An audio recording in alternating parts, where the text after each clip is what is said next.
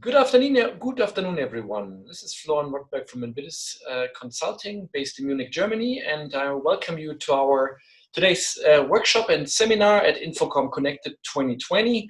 Unfortunately, we cannot meet each other in Las Vegas, so this year everything will be digital and online.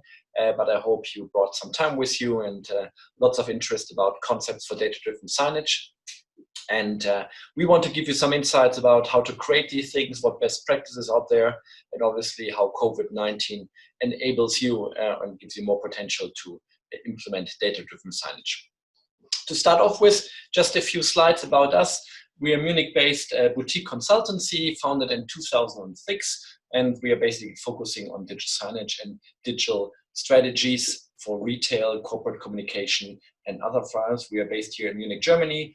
And we organize digital signage summits, the biggest conference series for digital signage around the world, together as a joint venture, together with ISE, Integrated Systems Europe. I'm sure you all heard about the big show in Amsterdam, which will move now to Barcelona in February next year.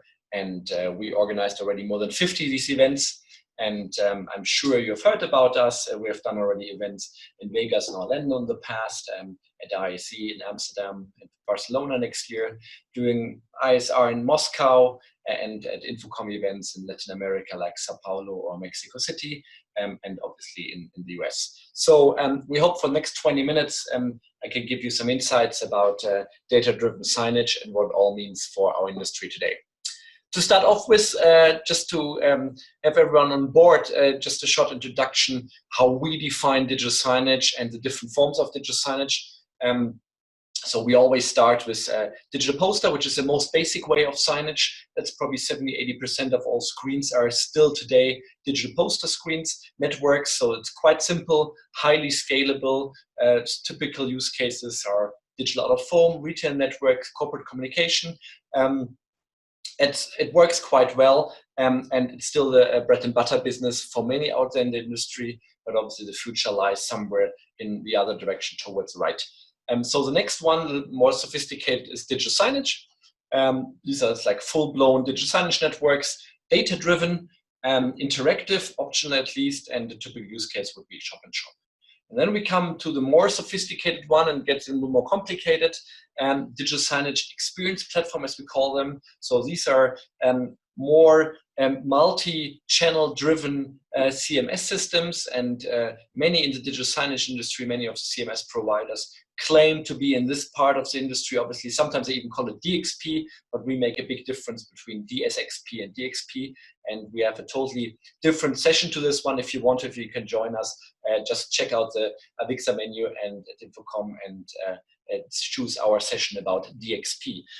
But DSXP are very data-driven. That's what everyone currently talks about. Sensors, IoT is a very integral part of this one, and they're often integrated in brand centers, flagships, but more and more also in more standard digital signage application. And the most sophisticated one, but really rarely seen today, is digital experience platforms. These are really cross-channel, fully interoperability and across entire customer journey. And they are very, these are the big guys like Adobe and Salesforce and so. And as I mentioned, we have a separate session on this one. That's the one, role of platforms, digital signage. Choose it from your menu and have a look at this one if you're interested in this one. But now coming back to data, because that's what I'm here today to talk with you. And we cannot talk about data without talking about COVID-19 and how it has changed our life in the past weeks. But many, when they think about digital signage, when they think about data, think about these iconic, these fantastic flagship installations, video art and everything. Yes, this is data, but this is not scalable. So we really say something which is more for museums, for special events or so. That's fantastic, but that's for us video art. It's absolutely engaging, but it doesn't scale at all, and it's a very special form of this one. So we want to talk more about the standard stuff, like this one, like the Kit Kat chocolaterie in Toronto, and it has a flip board on the back, and that's quite interesting. So customers can customize their own KitKat bar, and it takes 20 minutes until 90 minutes until it's finished, and then you find your name on the board. So this is really data driven, and that's what we want to talk about, because it's highly scalable and which adds really value to the customer journey. Just an example, what we do as digital signage consultants and digital architects, we enable our customers to create new digital experiences. And all our experiences more or less are digital driven, but mostly only on the inside, not on the outside. And that's probably a big trend, a big change also in the past. Big video wall, big LED wall was very famous. It was like, everyone wanted to have this just to be digital. Today, digital is more, behind the scenes, and it's just there where it really adds value. So it can be a larger screen in the shop window. It can also be an LED screen, but it needs to add value. It needs to have a purpose. Well, we all have a purpose-driven marketing world, and it needs to have a purpose. And this is a project we did together with a Swiss retail company. And we built together this booth for a big retail show in February, 2 days before the world changed forever. And we had 500 sensors in this booth. So we measured a lot of things, and we use this data also to dynamically change customer flows, obviously to do analytics, to count things, but also create special experiences depending on customers' interaction. And that's what we really believe in. And it doesn't really need to be flashy, but it needs to be smart and dynamic, and that's really, really important. This example we had there, and this is something I'm sure you have seen before, and this is more or less eye tracking. Especially in times of COVID-19, eye tracking gets very interesting. We created this before COVID-19 hit us in Europe. But this is quite nice because you just focus with your eyes on it and then choose the right content, everything. And yes, it's totally data driven. It's learning, it's AI obviously. And the more data, the more users they use, the more precise it gets. And that's probably one of the key things when we talk about data-driven signage, when we talk about AI, especially when we talk about AI, it has a steep learning curve. And the first days you install it and you make it work, it's not as optimum as like 6, 4, 8, 12 weeks after that, because then it becomes really, really nice. So AI takes some time. It's especially challenging, when you have pop-up stores or like a trade show, so we don't have the time to train everything. But this is just a side remark. So what we did, we had all these IoT devices, and we counted visitors, we counted sentiment, we analyzed sentiment and everything. And you have these great dashboards everyone loves, but to be honest, it's not the dashboard what the customer really needs, the retailer or the enterprise customer. It's the actual insights what they need.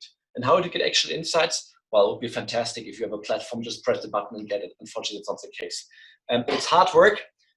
We do that, and that's our team together with our experts. So we do number crunching. We collect data, especially as usually you get data from different sources, different sensors and everything. So you really need to, get all these, merge all the data, the raw data, and really look, what kind of insights you can get. But once you dig a little bit deeper, and once you have a general understanding what you want to know, then you can get fantastic insights. And once you get the insights, you're also able to change content on the fly and make it more better for customers. But where are we today? Unfortunately, that's COVID-19. That's our new reality, the new normal we're in.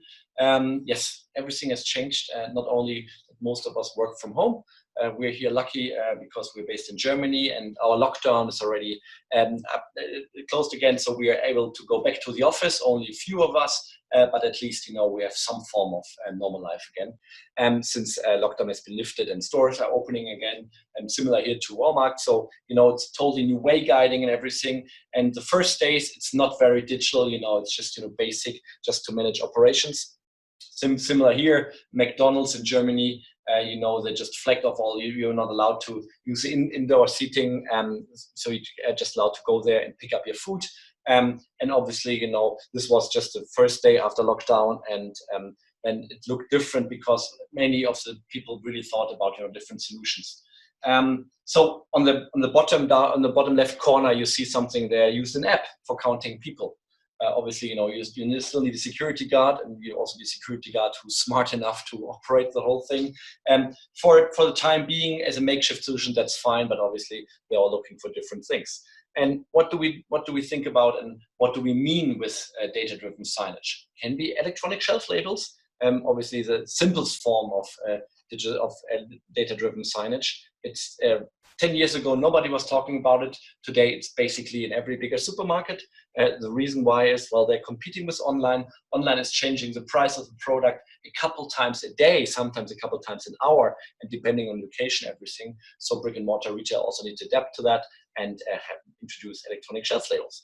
And other things in airport, if you see on the right hand, on the bottom one, obviously, that's a photo I took before I left and hopped on the plane. Times have changed. In the past in Munich, we had, I think, like 1,500 flights, and this day it's 7 or 8 flights.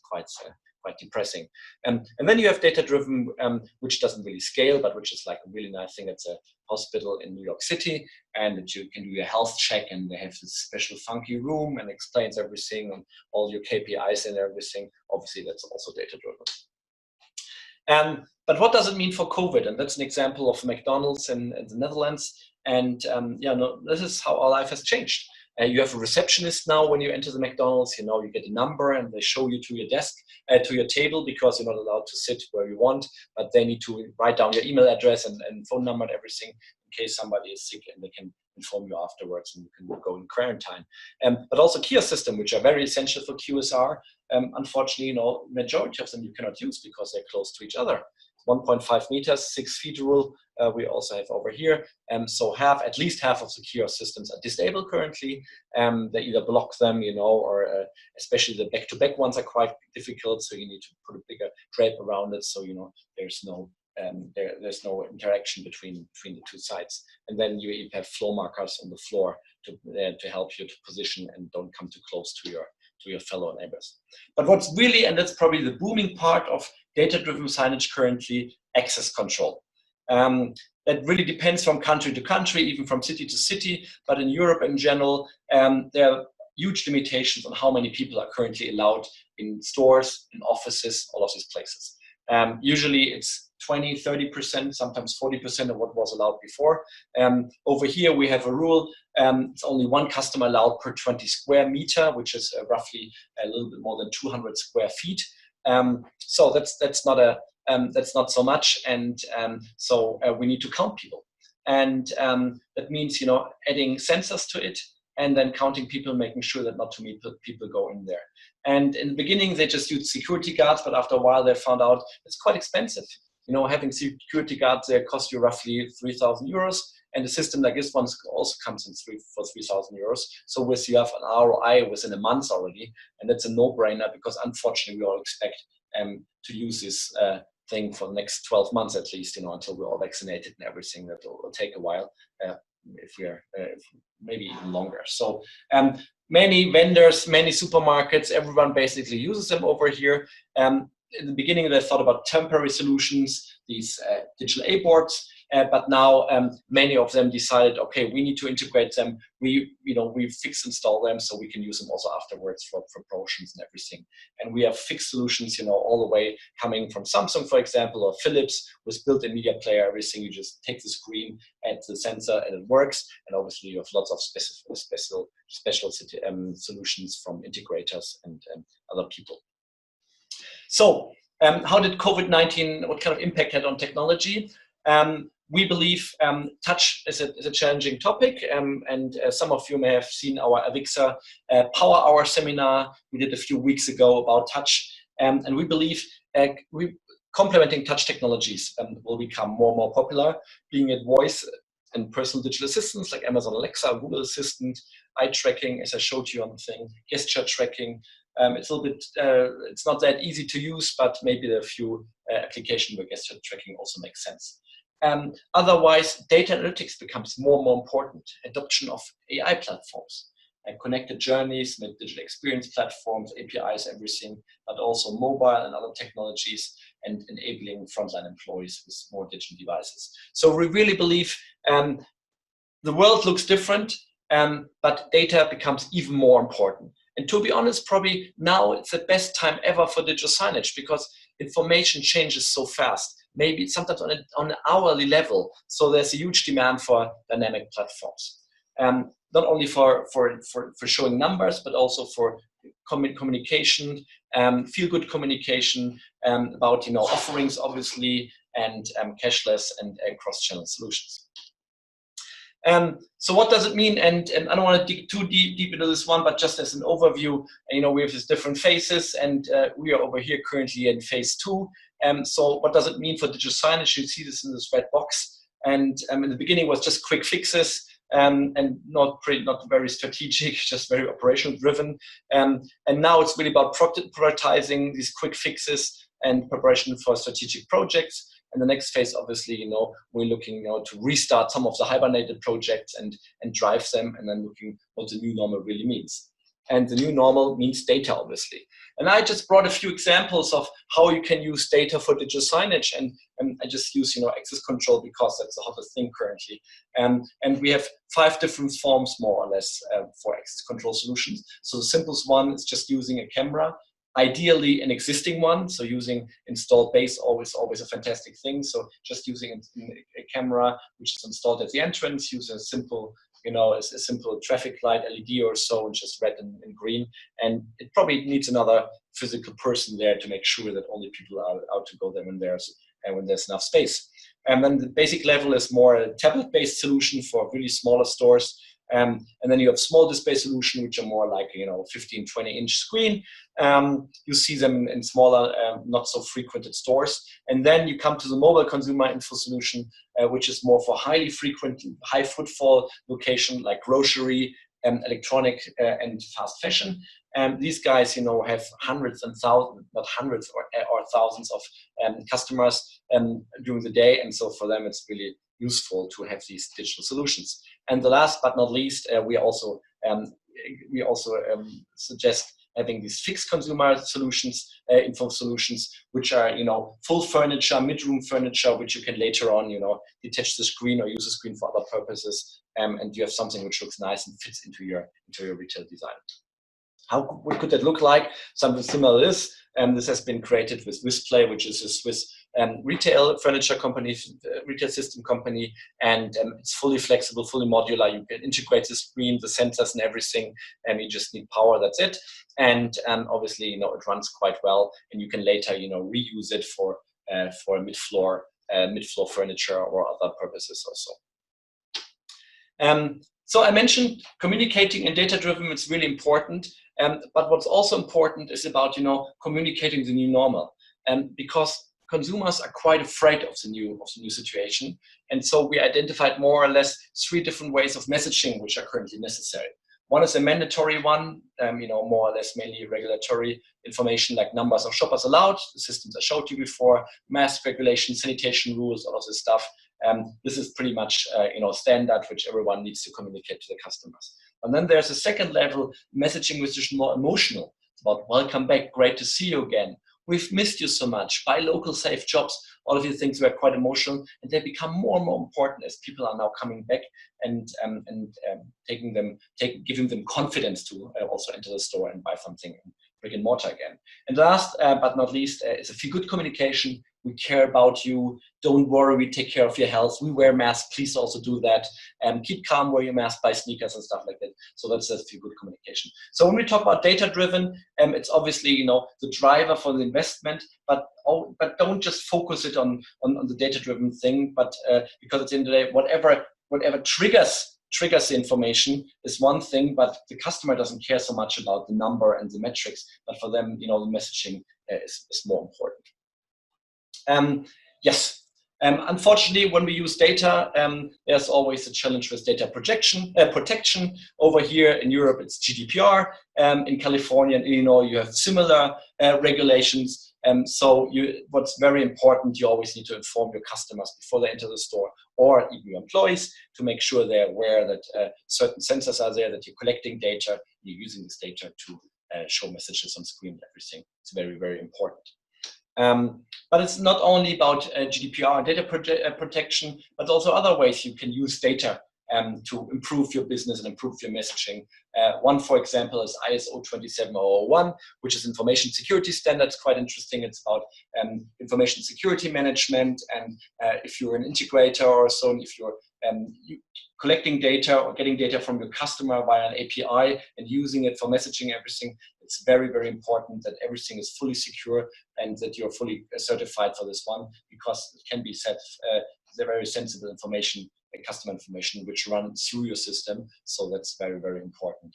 So have a look at 27001, which could be eligible and interesting for you when you manage data.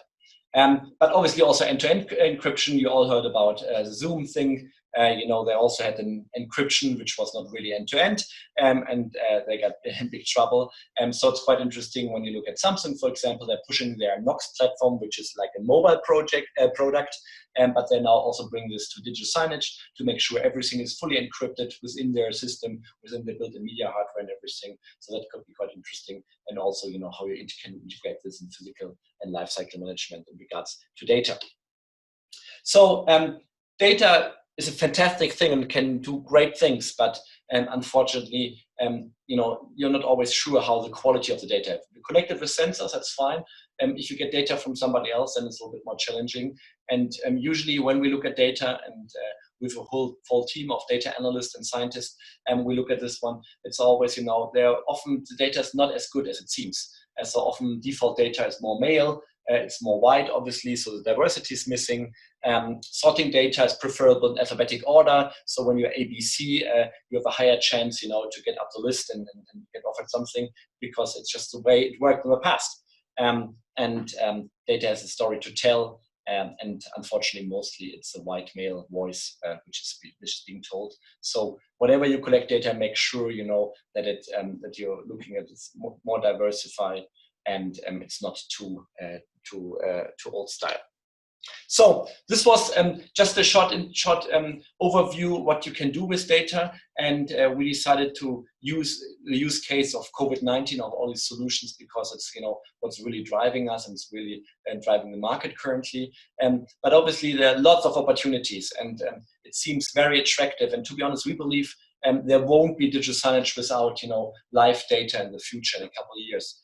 But until then, it's still challenges in regards to regulations, and about regards to getting the right messaging, because sometimes integrators especially, they love the technology and they love to showcase what kind of data they have.